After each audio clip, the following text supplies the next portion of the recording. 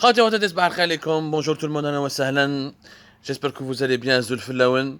Nous sommes le 7 septembre 2022 et depuis hier mardi 6 septembre 2022, l'Algérie a remporté une première bataille diplomatique importante parce que elle concerne le maintien de l'organisation du sommet de la Ligue arabe le 1er de novembre prochain, alors que ces dernières 48 heures, il y avait énormément de pression, il y a un grand lobbying médiatique notamment et politique pour contraindre la Ligue arabe à de reporter ce sommet tant attendu, qui est attendu depuis 2020, parce que 2020 et 2021, il n'y a pas eu de sommet de la Ligue arabe. Ça a été reporté à deux reprises, d'abord à cause de la pandémie de la Covid-19, ensuite en 2021 à cause du manque de consensus et des problèmes d'agenda. Marahadi, le secrétaire général de la Ligue arabe, Ahmed Aboul Ghait, a tenu une conférence de presse à l'occasion de la tenue de la 158e session du Conseil de la Ligue arabe.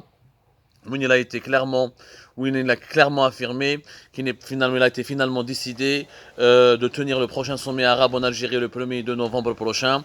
Il n'a pas été question aussi de discuter d'éventuels reports, ni des déplacements ou autres. L'Algérie donc abritera le fameux sommet arabe, un sommet important qui intervient dans un contexte mondial très houleux. Il y avait une réunion des ministres des Affaires étrangères arabes au Caire hier mardi. D'ailleurs, mardi, Ramtan Al-Amamra était au Caire. Il a rencontré le président égyptien Abdel Fattah al-Sisi, une rencontre très importante qui intervient dans un contexte bouillonnant entre les deux pays. Comme Algérie part. Il y a beaucoup de malentendus et de sujets de tension qui opposent Alger au Caire en ce moment, où Aboul Ghait est intervenu vraiment pour essayer de démentir les rumeurs qui ont circulé massivement ces 2-3 derniers jours et qui a annoncé le report ou le report carrément le report du sommet des chefs d'État arabes à Alger le 1er de novembre prochain.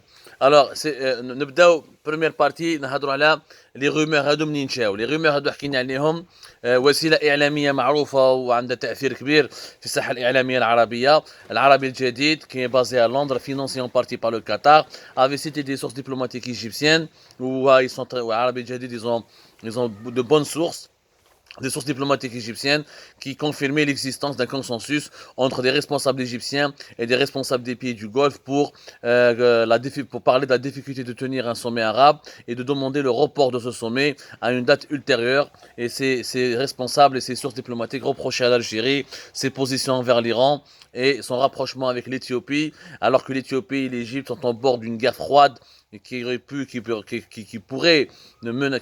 menace de dégénérer à cause de la question du partage des eaux du Nil, notamment depuis la mise en service par Addis Abeba, l'Éthiopie, du grand barrage de la Renaissance éthiopienne, qui menace de détourner des quantités importantes des eaux du Nil, ce qui pourrait assécher les parties du Nil en Égypte et au Soudan. Une question très complexe.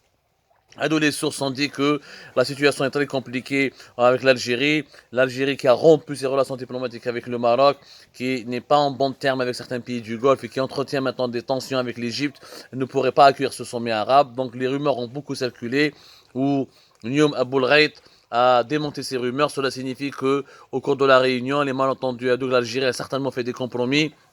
On a présenté des assurances pour essayer de rassurer les partenaires arabes pour pouvoir organiser ce sommet où Ramadan Al-Amamra avec Abdel Fattah al-Sisi, ils se sont parlé longuement pour parler de plusieurs sujets de tension, notamment les malentendus entre les deux pays. Bon, la confirmation de la tenue du sommet arabe ne signifie pas pour autant que c'est la fin. C'est une victoire pour l'Algérie parce que les pressions étaient énormes. Vraiment, les pressions étaient vraiment énormes. Et ça a failli être reporté. Mais je dirais que cette victoire n'est pas complète. Maintenant, il faudra réussir ce sommet. Et même si l'Amamra ont bien parlé, et si l'Amamra a remis à Al-Sisi l'invitation qui lui a été adressée par le président de la République Abdelmajid Tebboune pour venir participer au sommet arabe d'Alger le 1er de novembre prochain, cela ne signifie pas que ce sommet sera une réussite, parce que pour sa réussite, elle dépend de deux éléments très importants. Un, il faut que tous les chefs d'État arabes soient présents. C'est important. Et si il accepte l'invitation, ensuite il nous fait comme le 5 juillet 2022, il va décliner la dernière minute, il ne voudra pas venir, il va envoyer uniquement son chef de la diplomatie, bah ça sera vraiment un camouflet pour l'Algérie. Il n'y a pas que Sisi. L'Égypte est un pays très important. Nous avons des problèmes en ce moment avec l'Égypte à cause de ce qui se passe en Libye, à cause de la Tunisie, et à cause du Maroc. L'Égypte les soutient ouvertement le Maroc dans la question du Sahara occidental, alors que l'Algérie lui demande la neutralité. L'Égypte soutient le maréchal Haftar qui est contre l'Algérie, qui menace les intérêts de l'Algérie en Libye et qui est hostile à l'Algérie.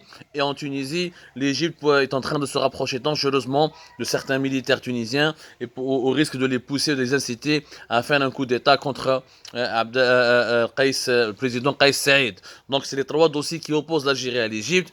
On a des discussions sérieuses entre les deux pays devront avoir lieu. Je pense qu'ils ont déjà eu lieu et qu'il y a des canaux diplomatiques et le canal parallèle, les réseaux parallèles entre les services de renseignement des deux pays qui sont en train de travailler ensemble pour essayer de trouver des solutions.